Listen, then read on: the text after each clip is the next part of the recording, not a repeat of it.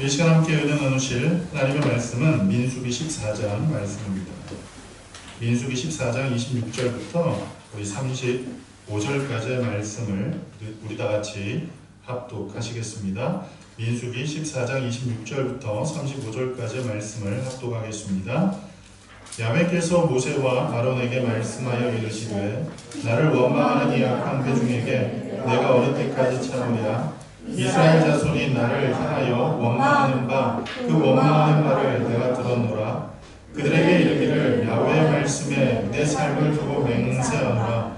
너희 말이 내 귀에 들린 대로 내가 너희에게 행하리니 너희 시체가 이 광야에 엎드러질 것이라. 너희 중에서 20세 이상으로서 계수된 자 곧 나를 원망한 자 전부가 여분네의 아들 갈렙과 눈의 아들 여호수아 외에는 내가 맹세하여 너희에게 살게 하리라 한 땅에 결코 들어가지 못하리라. 너희가 사로잡히겠다고 말하던 너희의 유아들은 내가 인도하여 드리리니 그들은 너희가 싫어하던 땅을 보려니와 너희의 시체는 이 광야에 엎드러질 것이요 너희의 자녀들은 너희 반역한 죄를 지고 너희의 시체가 광야에서 소멸되기까지 40년을 광야에서 방황하는 자들이라. 너희는 그 땅을 정탐하는 날 수인 40일의 하루를 1년으로 쳐서 그 40년간 너희의 죄악을 담당할지니 너희는 그제서야 내가 싫어하면 어떻게 되는지를 알리라 하셨다 하라. 나 야훼가 말하였거니와 오여 나를 거역하는 이 악한 온 회중에게 내가 반드시 이같이 행하리니 그들이 이 광야에서 소멸되어 거기서 죽으리라. 아멘. 우리 자리에 앉으시면서 하나님께서 당신을 축복하십니다. 우리 인사드리겠습니다.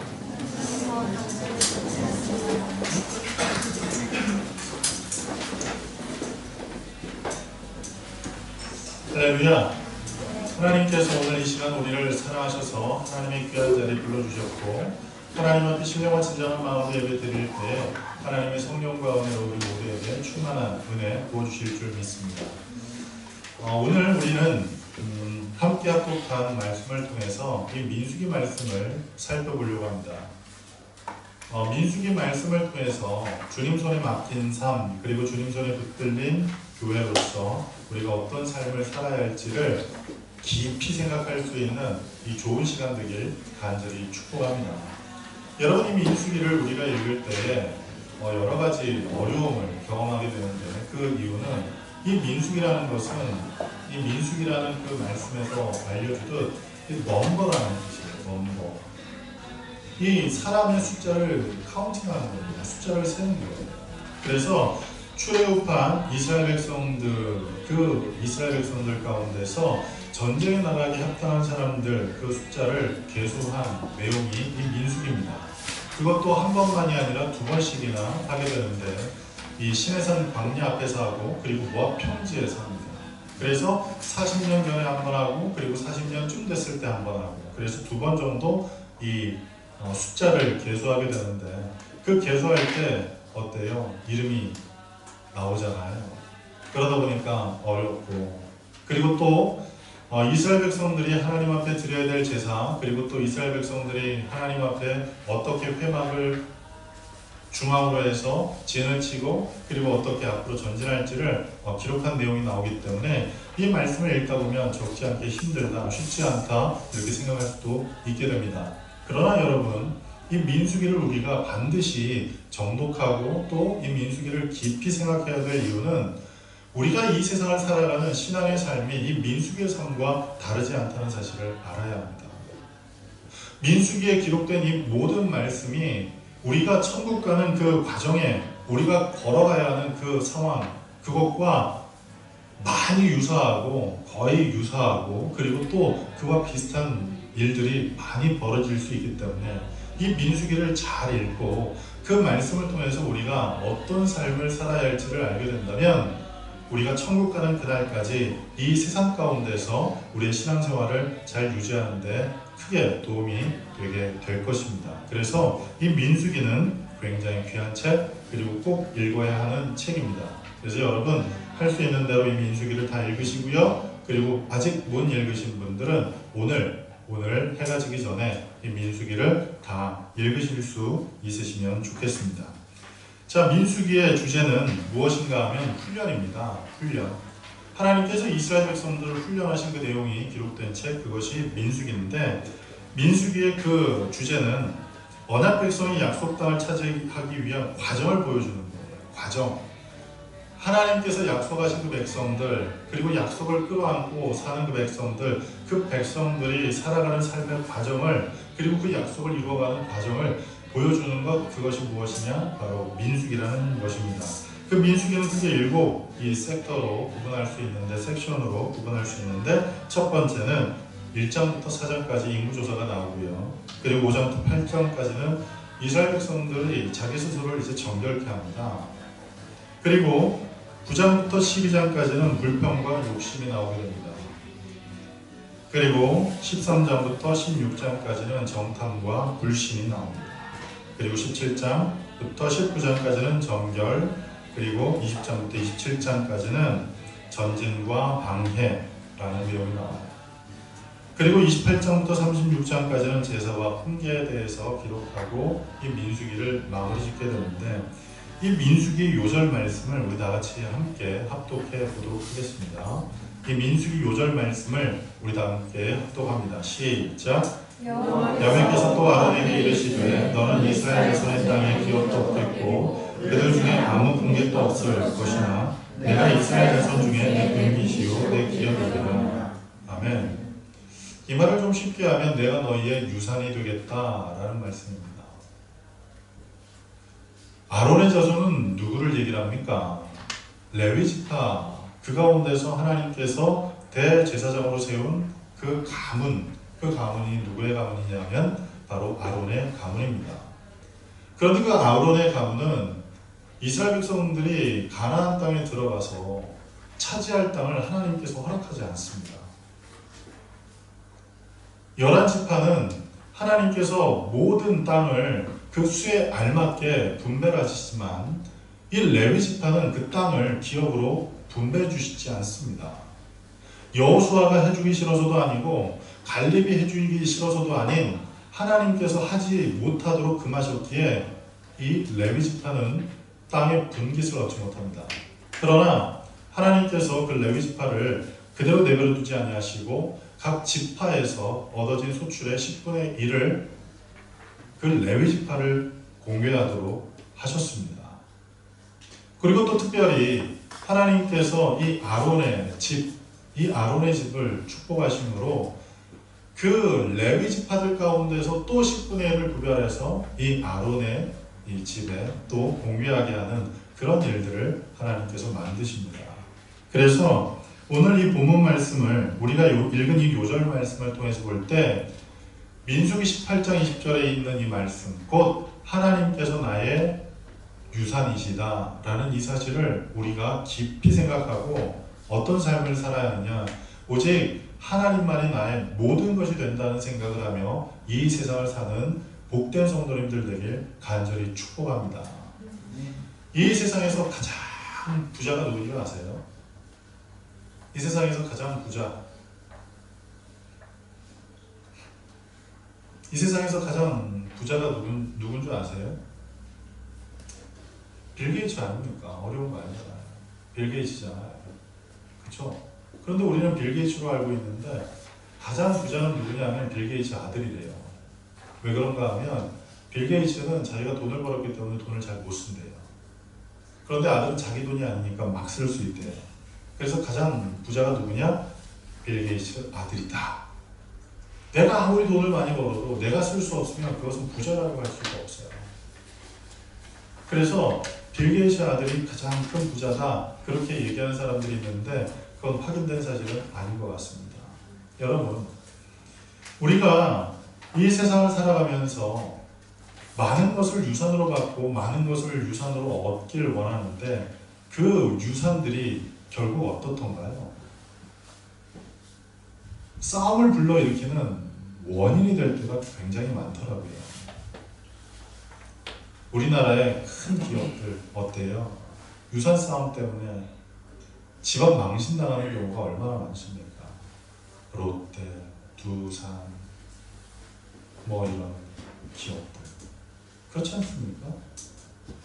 그 많은 재산들을 얻기 위해서 그 아버지의 치부를 드러내고 형제들 간의 그 다툼의 치부를 드러내야 하는 그 재산이 뭐라고. 그런데 그 재산을 얻기 위해서 그와 같이 힘을 쓸 때 오늘 이 민수기 18장 20절 우리에게 굉장히 축복된 말씀을 주시는데 그것은 뭐냐 하면 하나님께서 우리의 유산이 되시겠다고 말씀하고 있는 겁니다. 그 사실을 기억하면서 하나님께 날마다 우리의 삶을 믿음으로 드릴 수 있는, 그리고 하나님만 의지하고 하나님만 바라볼 수 있는 저와 여러분 되길 간절히 바랍니다. 민수기의 주제는 크게 세 가지입니다. 다 같이 한번 읽어볼까요? 첫 번째, 시작. 하나님의 백성들이 강팍함을 멈추지 않지만 끝내 버리지 않는 하나님의 사랑을 보여줍니다. 자, 두 번째, 다 같이 읽습니다. 시작. 이스라엘 백성들이 광야 생활을 통해 성도의 신앙생활의 여정과 하나님의 섭리를 보여줍니다. 그리고 세 번째, 다 같이 읽습니다. 시작. 이스라엘 백성들 앞에서 그 길을 인도하시고 그 백성들 가운데 임재하신 하나님을 보여줍니다. 민수기를 통해서 이것을 우리가 발견할 수 있어야 돼요. 우리 앞에 계시고 우리의 삶을 인도하시는 그 하나님을 우리가 발견할 수 있어야 돼요. 이스라엘 백성들은 하나님의 은혜가 없었기 때문에 불평한 게 아니에요. 이스라엘 백성들은 하나님의 은혜가 없었기 때문에 그 삶이 곤궁해진 게 아니에요. 오늘 민수기를 통해서 여러분들이 발견할 수 있듯이 하나님의 은혜가 그들에게 있었지만 하늘로부터 내려온 놀라운 은혜, 하늘로부터 내려오는 놀라운 축복이 그들에게 있었지만 그들의 삶은 늘 고통이었고 그들의 삶은 늘 괴로움이었고 그들의 삶은 늘 불평뿐이었다는 사실입니다. 그것은 하나님께서 은혜를 내려주지 않으셨기 때문이 아닌 그들의 마음이 어떠했기 때문에 강팍했기 때문이에요. 우리가 조금 이따가 살펴보겠지만 이스라엘 백성들이 이 만나의 뜻이 뭐라고요? 몇 번 얘기했어요. 만나의 뜻이 뭐라고요? 뭐야? 이거. 그게 만나라고요. 조상들이 한 번도 먹어본 적이 없는 그 만나를 하나님께서 이스라엘 백성들에게 내려주셔가지고 그것을 먹었어요. 근데 그 만나가 어때요? 굉장히 달달하고 맛있는 것이었단 말이에요. 근데 이 만나를 내려주시는 것마저도 불평하기 시작했어요. 뿐만 아니라 매일 만나를 먹는 것, 그걸로 인해서 그들이 몸이 쇠약해지는 것 같고 그리고 몸에 힘도 나지 않고 고기가 먹고 싶은데 고기도 못 먹는 것, 그걸 불평하기 시작합니다. 애굽에 있었으면 차라리 자기들이 생선도 먹고 뭐도 먹을 텐데 그러면서 불평하기 시작합니다. 하나님께서 바람을 일으키셔서 어때요? 메추라기를 보내주십니다. 근데 그게 하루? 아니요. 이틀? 아니요. 한 달? 아니요. 그 코에서 이 메추라기 냄새가 진동할 만큼, 그 말은 뭐냐 하면 질리게 먹도록 하나님께서 그들에게 메추라기를 내려주셨어요. 그런데 메추라기를 내려주실 때에 그걸 인해서 하나님 앞에 감사해야 했으나 이스라엘 백성들은 감사하지 않았죠. 불평했어요. 그래서 하나님께서 메추라기를 내리신 것 동시에 이스라엘 백성들에게 하나님의 진노를 또한 내리십니다. 그 이유는 하나님께서 주신 그 은혜를 감사하지 않고 그리고 그 은혜를 인하여 하나님께 영광 돌리지 않고 여전히 불평함과 동시에 그 불평과 더불어서 탐욕이 그 안에 가득했는데 그것은 왜 그러느냐? 적당하게 거두면 돼요. 그런데 많이 거두려고 욕심 가운데 많이 거두려고 하는 그러한 사람들을 하나님께서 진노하신 가운데 심판하셨다는 사실이에요. 여러분, 이 민수기를 통해서 우리는 이와 같은 모습, 곧 강팍한 인간, 그럼에도 불구하고 그 인간을 끝까지 보호하시려고 하시는 하나님, 그리고 하나님의 섭리, 하나님의 사랑을 이 민수기를 통해서 우리 모두가 발견할 수 있어야 합니다. 그럴 때 우리는 민수기를 잘 읽었다 할 수 있어요. 그래서 이 민수기를 여러분들이 잘 읽어보면 야, 우리 하나님은 참 좋으신 하나님이구나, 그렇게 생각할 수 있게 될 거예요. 자,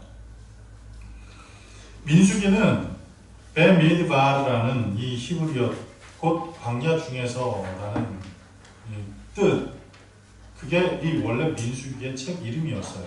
베미드바르. 그런데 이게 어느 순간 어떻게 바뀌게 됐냐? 이스라엘 백성들이 광야에 나와서 인구조사를 하나님께서 하라 하셔가지고 1차 혹은 2차에 걸쳐서 인구조사를 하게 됩니다. 그래서 인구조사를 한 그걸 넘버, 그래서 민수기, 사람의 숫자를 센 책, 그게 곧 민수기가 된 거라는 거예요. 자, 이 민수기의 의의는 크게 두 가지가 있습니다. 첫 번째, 다 같이 읽어볼까요? 시작. 세화를 강조한 반면 민수기는 여정과 싸움을 강조함. 자, 레위기는 구속받은 자들의 경배와 세화를 강조했지요.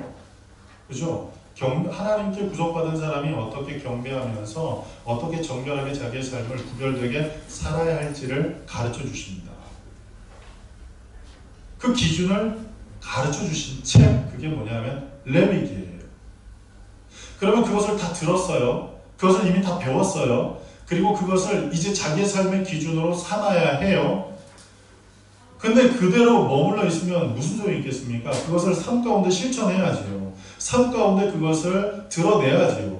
뿐만 아니라 그들의 삶의 현장은, 그들의 삶의 그 모든 순간순간은 자기들에게 들려주신 그 하나님, 그 레위기에서 들려주셨던 그 하나님의 말씀을 삶 가운데서 지켜내야만 하는 그런 환경이었다는 사실이에요.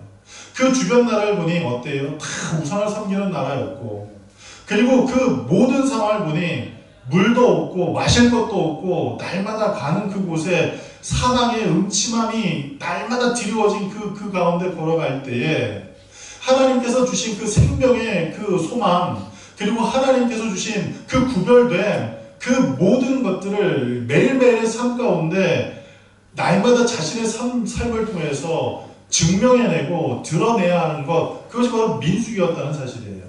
그래서 레위기는 어떤 기준을 우리에게 주는 책이라고 한다면, 민수기는 그 기준을 어떻게 우리의 삶에 접목하고 우리의 삶 가운데 어떻게 실천할 수 있는지를 보여주는 책, 그것이 바로 민수기라는 사실입니다. 그래서 레위기와 민수기를 함께 더불어서 읽게 되면 그 말씀이 우리에게 주는 은혜는 굉장히 크겠죠. 여러분, 우리가 세상을 살아가면서 여러 가지 일을 당하게 되지요. 여러 상황을 만나게 되지요. 그 여러 가지 일과 여러 가지 상황을 만나게 될 그때에 우리는 과연 어떤 모습으로 이 세상을 살아가야 할지를 우리 스스로가 생각해야 합니다.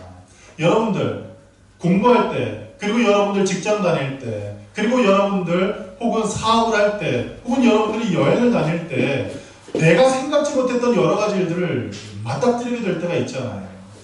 애초에 계획했던 일, 애초에 이렇게 하면 되겠다, 완벽하게 모든 것을 계획하고 준비하고 시작했지만 내가 계획한 대로 일이 되지 않을 그때에 과연 그 일이 되지 않는 그 상황에서 우리는 어떻게 할 것이고 우리는 무엇을 할 수 있는지를 생각할 때 그 기준을 어디로 잡느냐가 굉장히 중요하다는 사실이에요.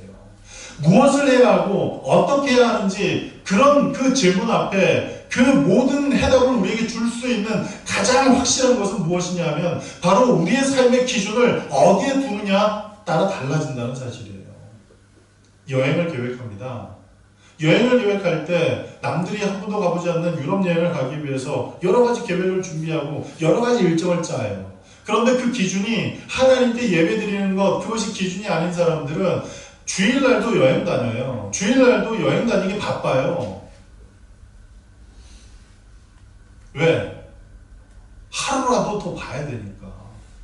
그런데 여러분, 참 안타까운 사실은 유럽 한 4, 5일쯤 다니다 보면 거기가 거기더라고요.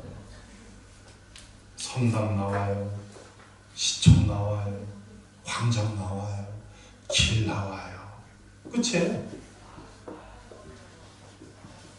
별반 다른 게 없어요. 야경 멋있다. 야경 멋있는 데가 부다페스트다. 그런 생각을 하고 와요. 그런데 야경 멋있는 곳이 어디예요? 갤레스트 언덕, 거기 올라가야 되잖아요. 왜? 블로그에 탁 올라가 있으니까. 그럼 남들이 추천한 그 장소에 가서 그 야경을 봐야 멋있다 그래서 맨날 거기서 보면 멋있는 줄 아는데, 따지고 보면 거기보다도 오히려 맞은편이 더 멋있을 수도 있단 말이에요. 그렇죠? 그런 그 모든 일정 가운데서 많은 사람들이 생각할 때 어떤 생각을 합니까?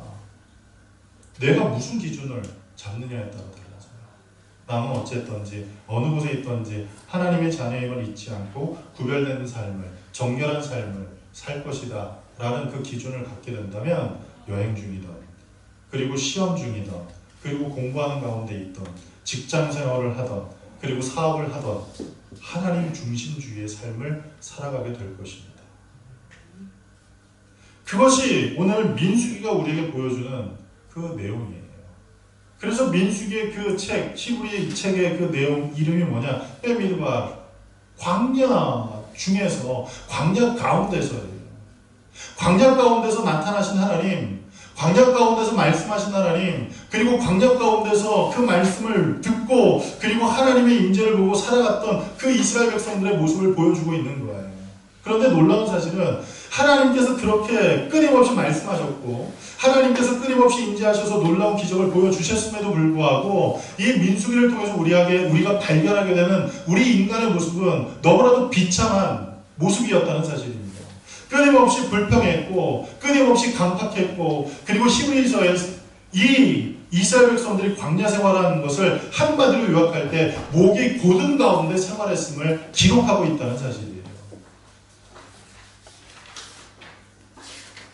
그래서 여러분 레위기를 우리가 잘 읽어야 되고요. 그리고 이 민수기 초입에 들어서 우리의 삶을 정결하게 하는 그 모든 말씀들을 잘 읽어낼 때 우리가 어떤 모습으로 이 세상, 이 광야 같은 이 세상을 믿음 가운데 살 수 있는지 그 삶의 어떤 자세 그리고 삶의 어떤 그 기준들을 바로 세워낼 수 있게 될 것입니다. 그래서 이 민수기를 잘 읽는 게 중요합니다. 자, 두 번째 민수기의 의 다 같이 읽겠습니다. 시작.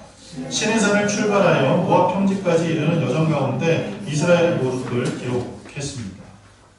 약 39년의 기록이에요. 출애굽기부터 레위기까지는 약 3개월간의 기간의 기록이에요.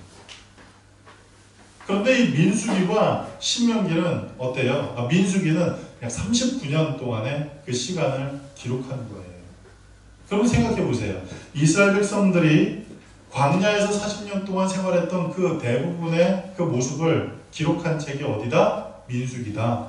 그래서 광야 생활을 우리가 어떻게 살아가야 할지를, 광야와 같은 이 세상을 어떻게 살아가야 할지를 우리에게 잘 보여줄 수 있는 책이 어디다? 민수기다. 그래서 이 민수기는 잘 읽어야겠다. 이 사실을 잊지 맙시다. 자, 민수기에 나타난 주요 사건을 여러분과 함께 나눌 때 여러분 한번 그림을 그리면서 한번 상상을 하면서 이 이야기를 한번 들어보십시오. 이스라엘 백성들이 하나님의 은혜 가운데 출애굽을 하고 그리고 또 출애굽을 한 가운데서 아말렉과의 싸움에서 승리를 하고 그리고 하나님께서 그들에게 놀라운 은혜를 주셔서 만나와 메추라기를 그리고 반석을 깨뜨려서 쓴물이 단물이 되게 하시는 그 놀라운 은혜를 경험하면서 신의 광야까지 다다랐어요. 그리고 그 신의 광야까지 다다른 그 이스라엘 백성들이 민수기 11장 말씀에 보면 다베라라는 곳에 이르러 하나님의 진노하신 가운데 진중에 불이 나게 돼요. 자, 우리 민수기 11장 우리 다 같이 한번 볼까요?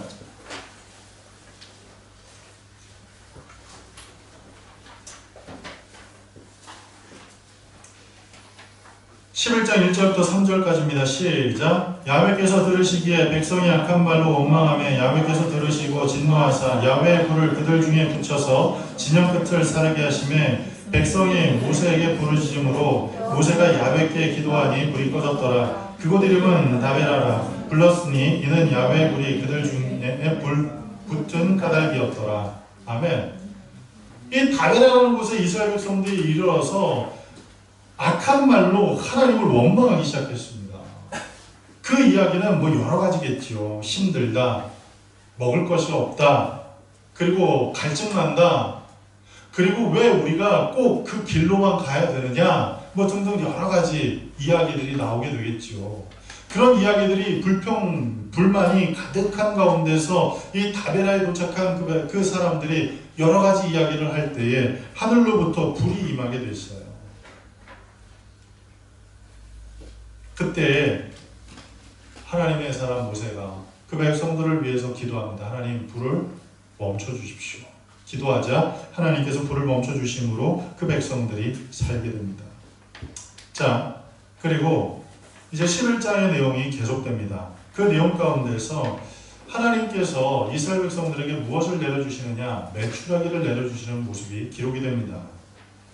자, 6절 말씀해 보니 이제 우리의 기력이 다하여 만나 외에는 보이는 것이 아무것도 없도다. 만나 외에는 아무것도 없어. 이 맨날 만나만 먹으니까 너무나 지겹고 만나만 먹으니까 인생 사는 재미가 없어. 그렇게 불평하기 시작하는 거예요. 사람이 먹으려고 삽니까? 살려고 먹습니까? 살려고 먹습니까? 먹으려고 삽니까? 네? 살려고 먹는 사람 한번 손 들어보세요. 살려고 먹어? 그렇구나. 상엽이는 살려고 먹는 거야. 지금 여기 계신 분들 대다수 가운데서 살려고 먹는 사람들 별로 없을 것 같아요. 어떤 부분에서 먹기 위해 사는 경우가 굉장히 많은 것은 오늘 예배가 끝나고 난 다음에 뭐가 맛있다 누구한테 얘기를 들으면 거기 꼭 가보려고 생각합니다. 그리고 꼭 가봐야 되겠다고 생각합니다. 제가 어제 집시마을에 일이 있어서 이제 현지인 장로님과 집사님과 함께 아침 한 8시 밤 9시에 만나서 집시마을에 가서 여기 도착하니까 2시쯤 됐어요. 교회 도착하니까 2시쯤 됐어요. 근데 아침도 안 먹고 그 다음에 점심도 안 거르고 한 2시쯤 되니까 시장 한 끼가 갑자기 이렇게 확 몰려오더라고요. 그래서 뭐를 먹지 생각을 하다가 저희 딸이 그런 얘기를 해요. 이 교회 근처에 라면 파는 집이 있는데 그게 맛있다고. 그래서 거기 한번 가보려고. 구글 치니까 바로 나와요. 거기 식당에 딱 들어갔더니 우리만 있는 게 아니라 손님들이 많은데 거기에 한국 여행객이 왔어요. 그래서 여행객에게 물어봤어요. 어떻게 알고 왔냐고. 그랬더니 숙소가 이 근처인데 지나가다가 이 식당을 가서 왔다는 거예요. 그러면서 저희한테 물어요. 어떻게 오셨냐고. 그래서 우리 여기 살고 있다고. 그랬더니 그러면서 음식을 먹었어요. 근데 저희 딸이 얘기하기를 진짜 맛있더라고. 그리고 자기가 고기를 남길 만큼 고기를 많이 준다고. 기대를 하고 갔어요. 남길 만큼 많이 안 주더라고요. 네. 그런데 맛은 있더라고요. 아주 맛있는 건 아니지만 그래도 꽤 맛이 있었어요. 이런 얘기를 막 하면 이제 물어봐요. 예배 끝나고 난 다음에 사람들 사이에 물어봐. 아까 목사님이 얘기했던 식당이 뭐야?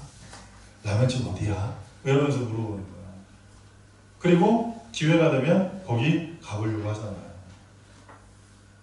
그렇죠? 그리고 여러분들이 어디 여행 가기 전에 뭐 검색합니까? 숙소 검색하고 맛집 검색 안 합니까? 어디에 맛있는 게 있나 맛집 검색 안 합니까?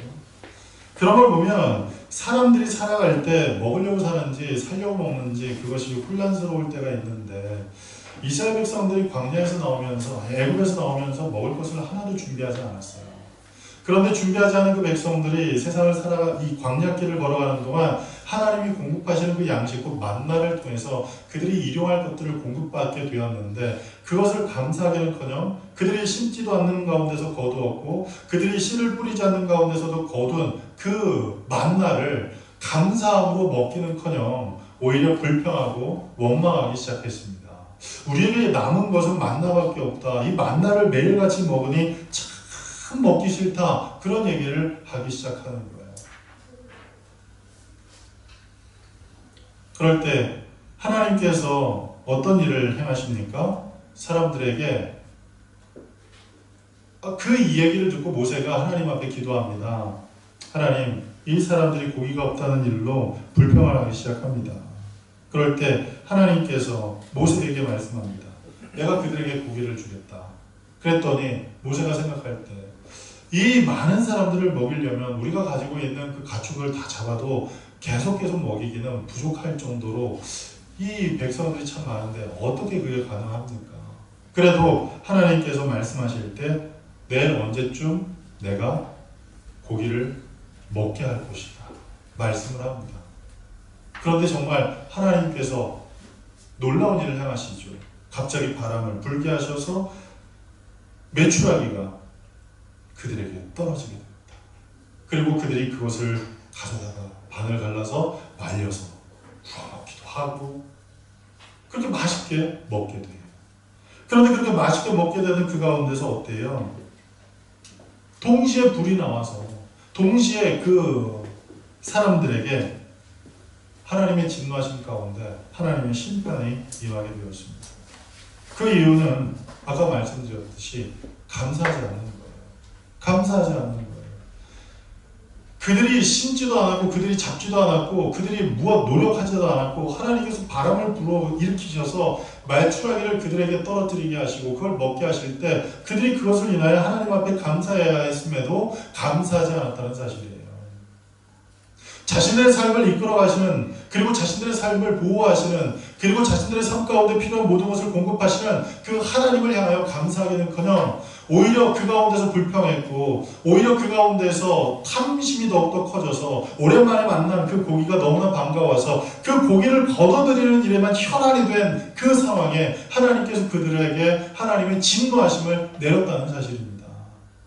여러분, 우리 일생 가운데 하나님 앞에 인생을 살아가면서 우리가 무엇을 하며 살 수 있는지를 생각해 보십시오.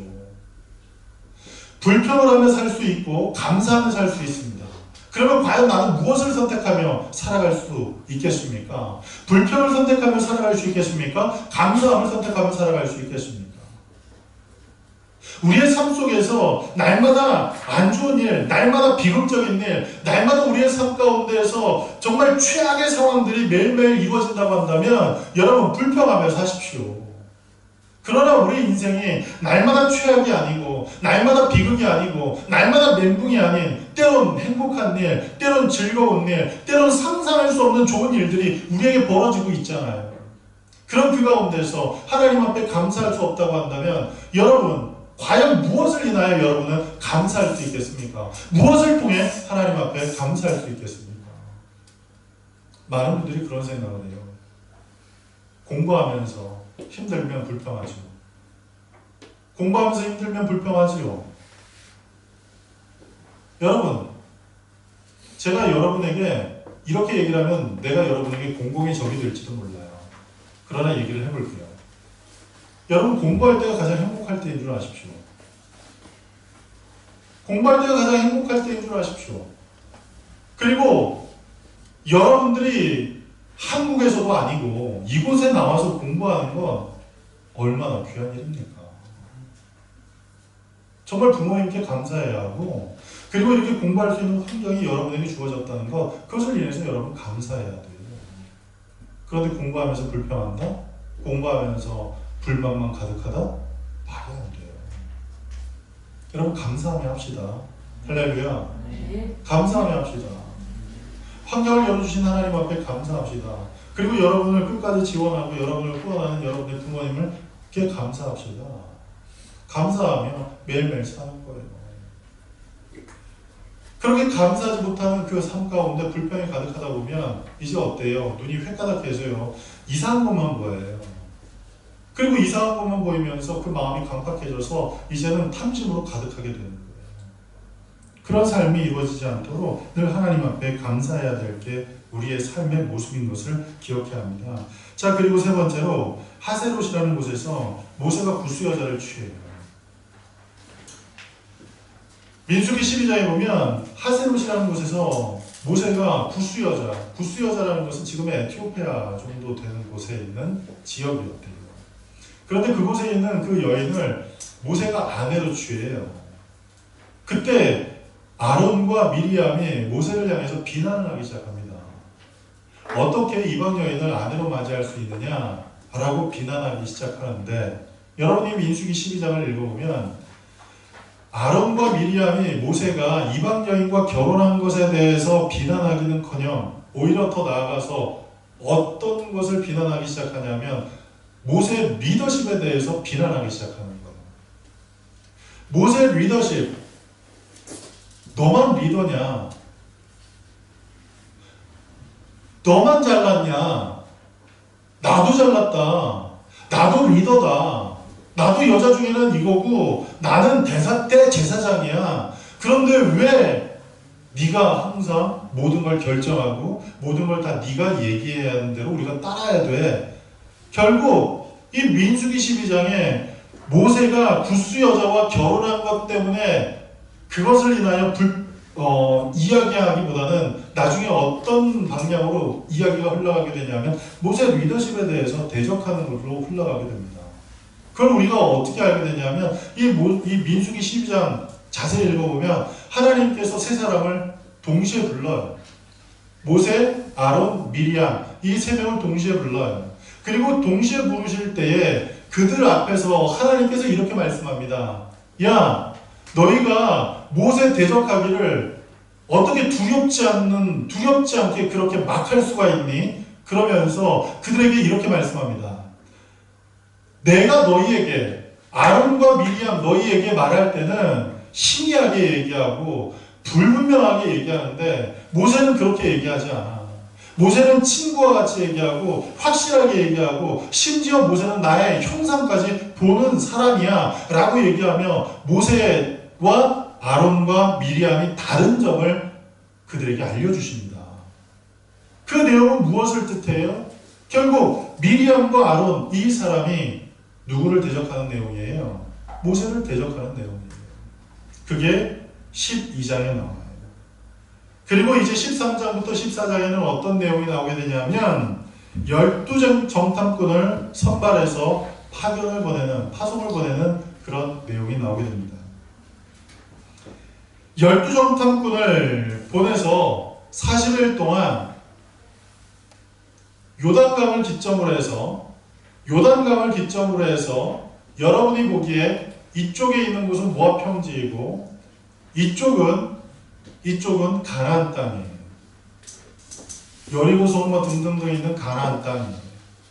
그런데 이 가나안 땅 모압 평지 쪽으로 올라간 게 아니라 가데스바네아라는 곳에서 12 정탐꾼이 이 가나안 땅을 40일 동안 두루 다니면서 그 땅을 정탐하고 돌아와서 그 중에서 10명이 이렇게 얘기를 합니다. 그 땅은 정말 하나님께서 말씀하신 대로 모세가 얘기한 대로 젖과 꿀이 흐르는 땅이 맞습니다.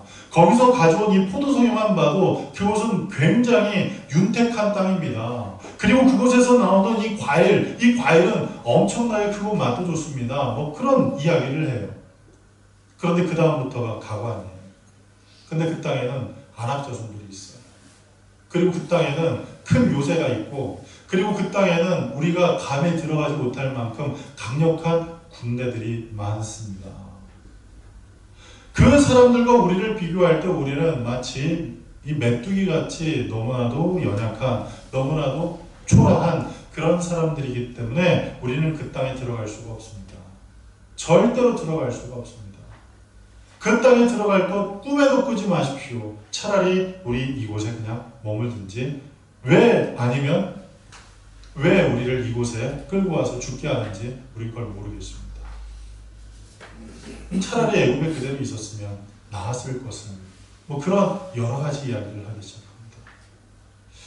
그런데 그 12 정탐꾼 가운데서 10 정탐꾼이 이야기하는 그 내용을 듣고 그곳에 모여있는 사람들이 울기 시작해요.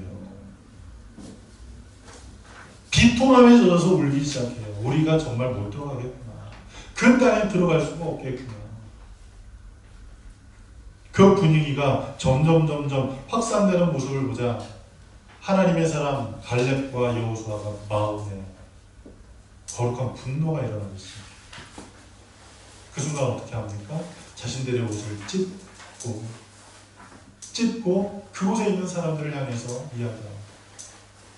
우리가 그 땅을 차지할 수 있습니다.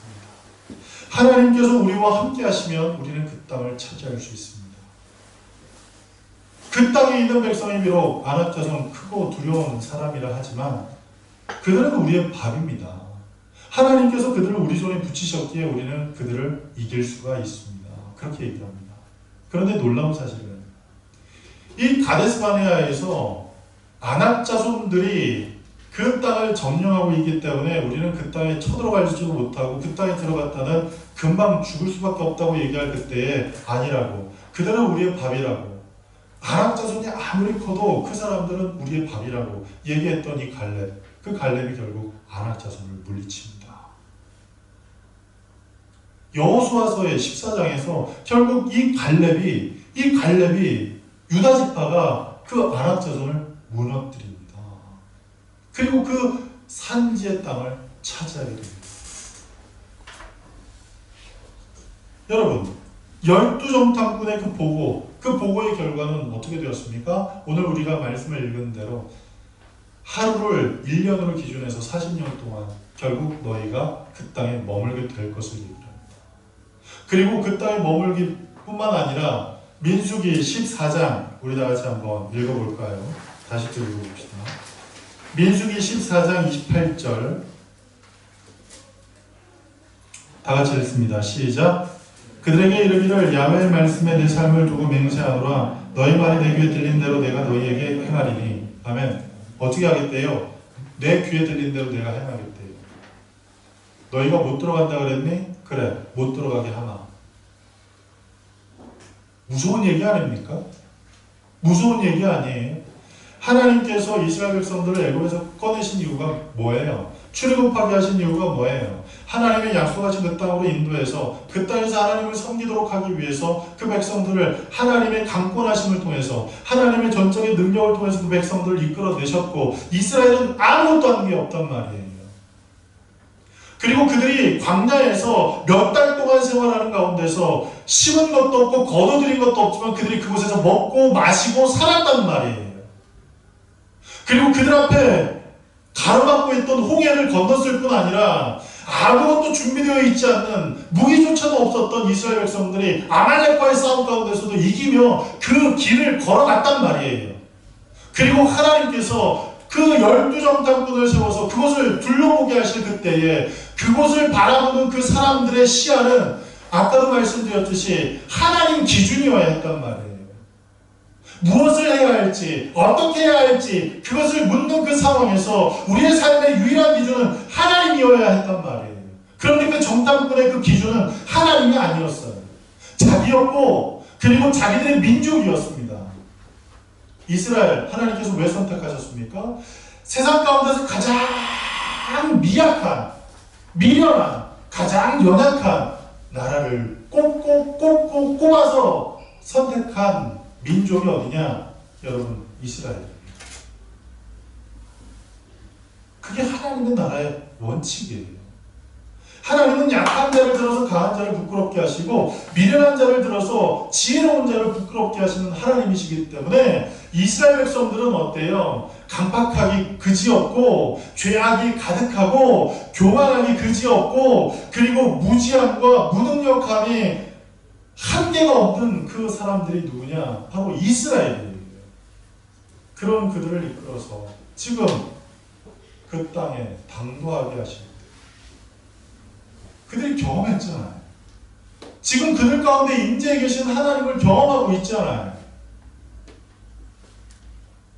하나님의 회막 가운데 영광의 구름이 임재하고 그 영광의 구름 가운데 하나님의 음성을 그들이 듣고 있잖아요. 그런데 그들은 지금 그 음성도 잊어버리고 그리고 하나님의 인도하심도 잊어버리고 하나님의 놀라운 표적과 하나님의 그 살아계신 놀라우신 능력도 잊어버리고 나를 보기 시작합니다.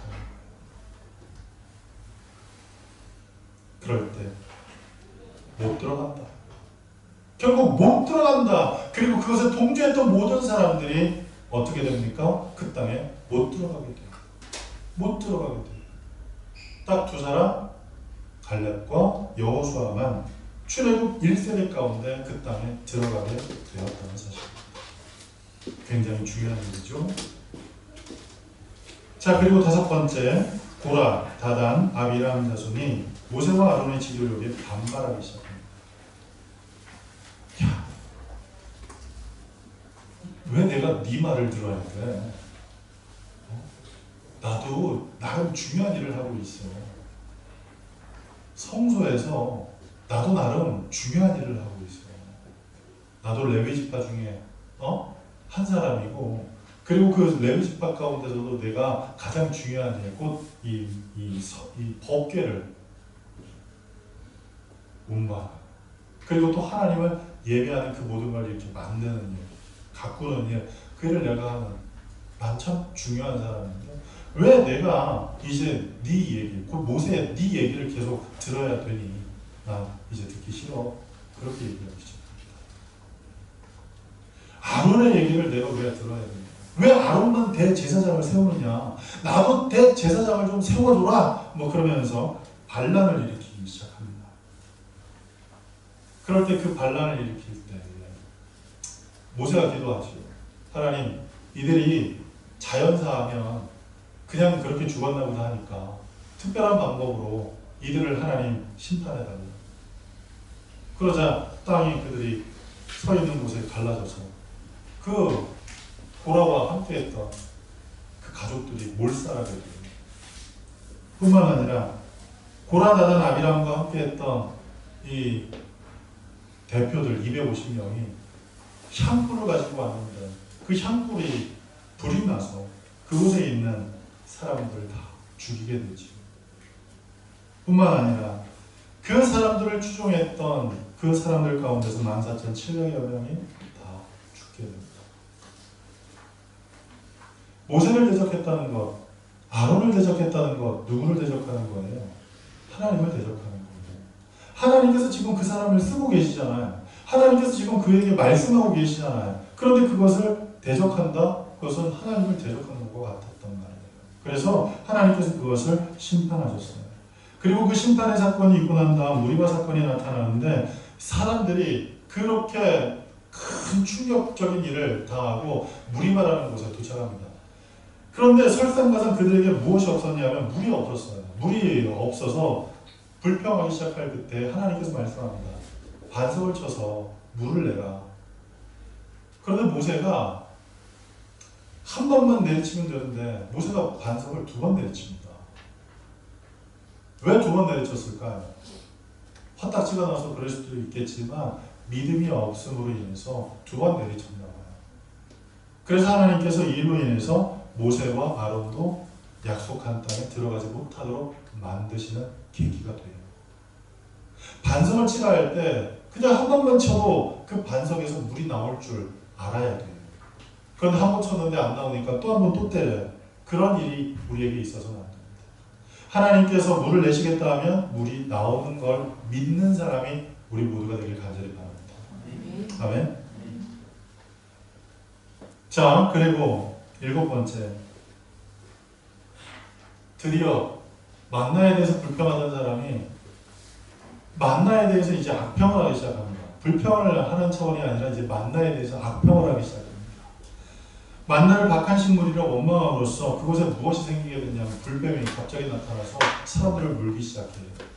불뱀이 물었는데 사람들이 그 고통, 통증으로 막 신음하고 있을 그때 하나님의 사람 모세가 하나님 앞에 기도할 때 노수로 이 뱀을 쳐서 뱀 모양을 쳐서 그것을 장대에 달고 높이 들면 그리고 그것을 보는 사람만 살게 되게 만드시는 일을 했어요.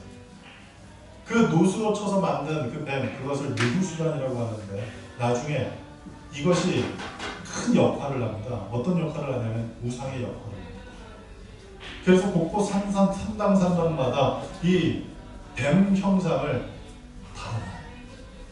여러분, 이 뱀이 우리를 구원한 게 아니에요. 아시겠어요? 뱀은 단지 형상일 뿐이지 그것이 그 이스라엘 백성들, 그 불뱀 걸린 그 사람들을 구원한 게 아니에요. 그들을 구원한 것은 그들의 믿음, 곧 하나님을 믿는 믿음이 그들을 구원하는 거예요. 생각해보세요. 뱀이 물었는데 노뱀을 본다고 낫습니까? 낫지 않아요. 뱀이 물면 해독제를 먹거나 그 주사를 놓지 않으면 죽게 되잖아요. 그런데 노뱀을 본다? 말도 안 돼. 생각했던 사람은 그냥 죽었어요. 그런데 기력이 없어요. 고통 중에 너무나 절망스러운 그때 노뱀을 쳐다보면 산다. 그 얘기를 듣고 어렵사리 힘들게 고개를 돌려서 노뱀을 보는 사람은 살았어요. 그리고 벌레가 날아다녀가지고 뭐야 이거 그러다가 본 사람도 살았을지도 몰라요. 여러분 노뱀을 보면 살았어요. 왜? 하나님께서 그걸 보면 산다고 말씀하셨기 때문에. 대신 그 노뱀이 하나님은 아니라는 사실이에요. 그런데 이스라엘 백성들이 착각하게 돼요. 이 노뱀이 우리를 구원했다. 그래서 산당마다 이 느수단 곧 이 노뱀을 곳곳에다가 이렇게 안장해 놨어요. 그게 나중에 우상이 됐죠. 자, 8번째. 거짓 선지자 발람과 그리고 바알신을 섬긴 이스라엘 백성 24,000명이 죽어요. 발람, 그 사람이 하나님 앞에 축복을 선포하기도 했지만 나중에 그 사람이 어떤 역할을 하게 되냐면 이스라엘 백성들이 바알신을 섬기게끔 만드는 일을 하게 됩니다. 그리고 그것에 동조했던 24,000명이 한꺼번에 하나님의 심판을 받아 죽게 돼요. 이래서 죽고 저래서 죽는 그 모든 상황, 왜 그래요? 그들의 불신과 반박함 때문이었다는 사실입니다. 자, 그러면 정말 중요한 내용, 민수기를 통해서 우리가 만나게 되는 것 크게 세 가지가 나와요. 자, 민수기를 통해서 우리가 세 가지를 보게 되는데요. 첫 번째는 나실인입니다. 나실인. 자, 나실인 그 의미를 우리 다 같이 한번 읽어보겠습니다. 시작. 공헌하는 사람이란 의미로 어떤 봉사를 목적으로 구별된 사람. 여러분 여기서 나실인은 누구를 얘기할까요? 오늘날 나실인은 누구를 얘기할까요? 구약 성경의 성경의 나실인은 크게 두 가지 부류로 구분할 수 있어요. 임시적인, 이 어떤 기간이 정해진 나실인이 있는가 하면 기간이 정해지지 않은 평생 동안 나실인으로 살아야 되는 사람들이 있었습니다. 이 두 부류가 있었어요. 그 두 번째 부류 가운데서 누가 기억이 나냐면 삼손, 사무엘, 그리고 누가복음에 보면 침례 요한 또한 나실인이었던 것으로 추정할 수가 있어요. 그러면 오늘날 하나님을 믿는 이 믿음의 삶을 사는 모든 사람들을 생각할 때 누가 나실인일까요? 목사만? 전도사님만?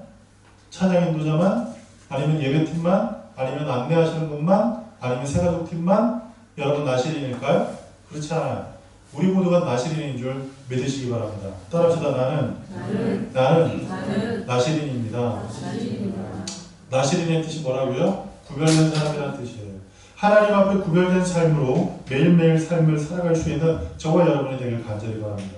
그러기 위해서 우리에게 필요한 게 있어요. 첫 번째 뭐냐? 독주를 금해야 돼요. 독주를 금해야 돼요. 포도로부터 나온 모든 수산을 마셔서는 안 된다고 성경이 말씀해요. 나실인은 어떤 삶을 살아야 하느냐? 술을 가까이 해서는 안 돼요. 하나님 앞에 구별된 사람들은 술에 취한 삶을 살아야 되긴 해요. 그것이 어떤 술이어야 되지요? 새술, 곧 성령으로 취한 삶, 충만한 삶을 살아야 하지만 이 썩어질 술, 세상 술로 취해서 살아서는 안 돼요. 왜 그래요? 왜 그래요? 왜 세상의 술로 취하면 안 되지요? 여러분 잘 알잖아요. 취해보니까 알잖아요. 취하면 뭐가 돼요? 개가 돼요. 그래서 세상의 술을 마시면 안 되는 거예요. 구별되지 못하기 때문이에요. 술이 어느 정도 들어가다 보면 기분이 좋아져요. 기분이 좋아지는 그 단계를 넘어가면 선을 넘어가게 됩니다. 선을 넘어가는 단계가 또 넘어가면 이제 필름이 끊겨지게 됩니다. 그러면 내가 뭘 했는지 몰라요. 뭘 했는지 모른단 말이에요. 구별된 삶을 살아갈 수가 없어요. 그래서 술을 마셔서는 안 돼요. 두 번째, 뭐 하래요? 머리에 삽도를 대지 말래요. 머리를 자르지 말래요. 머리를 자르지 말래요. 왜 머리를 자르지 말까요? 머리에서 능력이 납니까? 디즈니에서 만든 영화를 보니까 머리에서 능력이 나오긴 해요. 라푼젤 보니까. 그죠? 근데 여러분 머리에서 능력이 나와요? 안 그래요. 머리를 자르지 않는다는 것은 어떤 의미를 갖고 있냐면 하나님 앞에 구별된 것을 외적으로 드러내는 거예요. 신약 성경에 보면 머리를 단정하게 안 자르는 것은 남자의 수치라고 얘기해요. 그런데 이 나실인들은 머리를 자르지 않아요. 왜 그랬을까요? 나는 지금 나시린으로서 하나님 앞에 구별된 삶을 사는 기간 중이다. 이걸 드러내기 위해서 머리를 자르지 않았던 거예요. 아시겠죠? 다른 사람들이 여러분을 보고 구별된 삶이라는 것을 알아챌 수 있어야 돼요. 어머, 머리를 자르지 말을까? 아니요, 잘라도 돼요. 대신 그 삶이 하나님 앞에 구별된 삶으로 살아가면 돼요.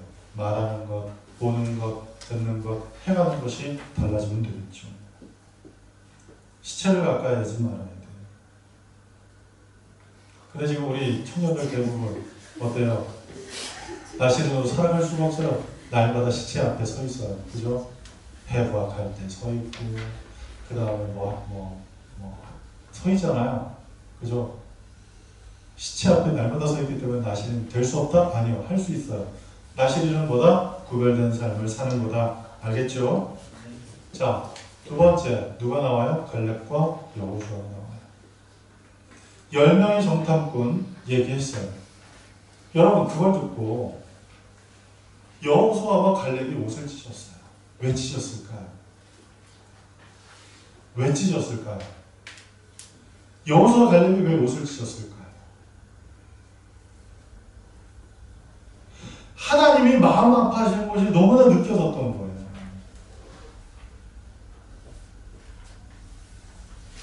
내가 그 백성들을 그 땅에 반드시 들어가게 할 것을 그들에게 얘기하고 또 얘기하고 또 얘기하는 것만이 아닌 그것을 보여주기 위해서 홍해를 갈랐고 그리고 그들에게 놀라운 기적을 날마다 이루며 살았었는데 그 백성들이 그것을 믿지 못하고 그 10명의 그 이야기에 그 혀놀림에 빠져서 하나님을 원망하고 하나님을 향해서 불평하는 그 소리를 듣는 그 하나님의 마음 아픈 것이 여호수아 갈렙이 마음 가운데 느껴졌다는 사실이에요. 하나님의 마음이 너무나 얼마나 아프실까? 하나님의 마음이 얼마나 애통하실까? 그게 느껴진 거예요. 그래서 그들이 옷을 찢었어요. 그리고 그 백성들을 향해서 외칩니다. 아닙니다. 우리가 그 땅에 들어갈 수 있습니다. 하나님께서 함께 하시면 그 땅에 들어갈 수 있습니다. 다음 내용, 세 번째 봅시다. 하나님을 대적하는 사람들을 향한 비느하스라는 사람, 비느하스. 따라합시다, 비느하스. 이 사람은 정말 중요한 사람이에요. 이스라엘 백성들이 시팀이라는 곳에 머무를 때 그 사람들이 어떤 일을 하게 됐냐면 모압 사람들과 더불어서 음행을 하기 시작합니다. 근데 모압 사람들과 음행하는 거 그것만이 문제가 되는 게 아니라 그들과 음행함으로 말미암아 그들이 섬기는 바알신을 이제 섬겨야 되는 그런 상황 가운데 빠지게 된 거예요. 그들과 육체적인 쾌락을 즐길 때 그 여인들, 그 남자들이 사람들을 꼬드기기 시작하는 거예요. 야! 너 눈에 보이지 않는 하나님 섬기지 말고 여기 우리 바알신전에 나와서 바알신을 섬겨. 그러면서 그들을 꼬시기 시작하는 거예요. 그래서 그곳에 있는 사람들이 바알신을 섬기기 시작했어요. 그럴 때 그 모습을 보고 하나님께서 모세를 가리켜서 그 일을 금하셨어요. 그 일을 금하셨어요. 그리고 그 일을 하지 못하도록 명령했어요. 그런데 그렇게 명령하는 그때에 그 명령이 채 잉크가 마르기도 전에 한 남자가 모압 여자를 데리고 자기 침소에 들어가서 음행을 하려고 할 때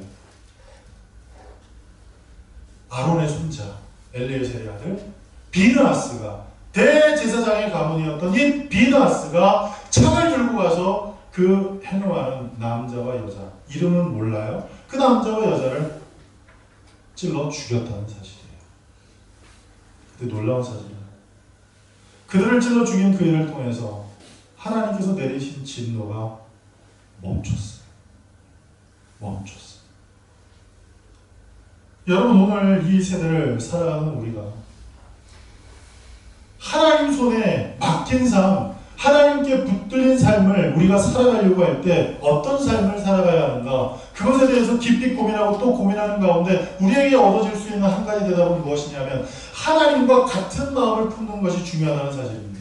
하나님이 마음 아파하는 것을 우리가 마음 아파할 수 있고 그리고 하나님이 저를 애통하는 것을 우리가 애통할 수 있는 그런 마음을 우리가 함께 갖는 게 중요하다는 사실이에요. 하나님의 마음은 온데간데 없이, 하나님의 마음은 아랑곳 없이 그저 내가 좋은 대로, 내가 즐거운 대로, 내가 살아가고 싶은 대로 이 세상을 살아가는 것이 아니라 올 2018년 이 한 해를 하나님 손에 우리의 삶을 맡기고 하나님께 붙들린 삶을 살아가려고 할 때 여호수아와 갈렙처럼, 그리고 이 비나스처럼 하나님께서 느끼시는 그 마음의 아픔을, 하나님께서 느끼시는 그 마음의 절규를, 하나님께서 마음에 느끼시는 그 애통함을 그들 또한 더불어서 느꼈고, 그 애통함을 어떻게 끊을 수 있을지, 그 애통함을 어떻게 하면 멈출 수 있을지를 고민하는 가운데 그들은 옷을 찢었고 그들은 창을 가지고 가서 그 해고하는 사람을 찔러 죽였다는 사실입니다. 오늘날 많은 사람들이 하나님이 없다고 얘기를 해요. 오늘날 많은 사람들이 하나님을 믿는 우리의 믿음을 손가락질해요. 오늘날 많은 사람들이 하나님을 믿는 그 믿음의 사람들의 삶을 시험합니다. 그런 그 모든 시험하는 때에 하나님을 유린하고 하나님을 배은망덕하게 모욕하는 이 세대를 살고 있는 우리가 과연 어떤 모습으로 삶을 살아가야 할지를 생각할 때, 하나님은 모욕받으시든지 말든지 나는 상관없다 하는 그런 삶으로 우리가 세상을 살아간다면 우리는 하나님 자녀가 아니에요. 만약 여러분들이 인생을 살아가는 동안 여러분의 부모님을 향해서 여러분의 동생, 여러분의 형제를 그 누군가가 욕을 한다고 한다면 그 욕을 듣고 같이 맞장구를 치고 같이 욕을 한다면 그 사람은 자격이 없는 사람이에요. 부모가 차려주는 비싼 밥 먹을 자격이 없는 사람이에요. 부모를 욕한다? 부모를 욕한다? 자격이 없는 사람. 자격이 없는 사람. 부모가 공급하는 모든 걸 받을 자격이 없는 사람. 부모한테 누릴 것은 다 누리면서 밖에 나가서 부모를 욕한다는 것 말이 되지 않아요. 그런데 우리 아버지 되신 하나님, 우리 아버지 되신 하나님, 그 하나님이 이 세상 가운데서 모욕받고 있는데, 그 하나님이 이 세상 가운데서 많은 사람들 앞에서 멸시받고 있는데, 하나님은 그대로 나대로 살아가면 되지? 라고 생각하는 사람은 하나님 자격이 없는 사람. 하나님 마음을 받을 때 같이 마음을 받고, 하나님 애통하실 때 같이 애통하고, 하나님 속상하실 때 같이 속상할 수 있는 사람, 그 사람이 하나님의 자녀인 줄 믿으시기 바랍니다. 그런 그 믿음 가운데서, 그런 그 삶 가운데서 오늘 비느하스와 같이, 그리고 이 갈렙과 여호수아와 같이 우리가 인생을 살아가려고 하는 그 마음을 먹는 사람들만 주님 손에 우리의 삶을 맡길 수 있고, 그리고 주님 손에 붙들린 삶을 살아갈 수 있다는 사실을 기억하시기 바랍니다. 기도하겠습니다.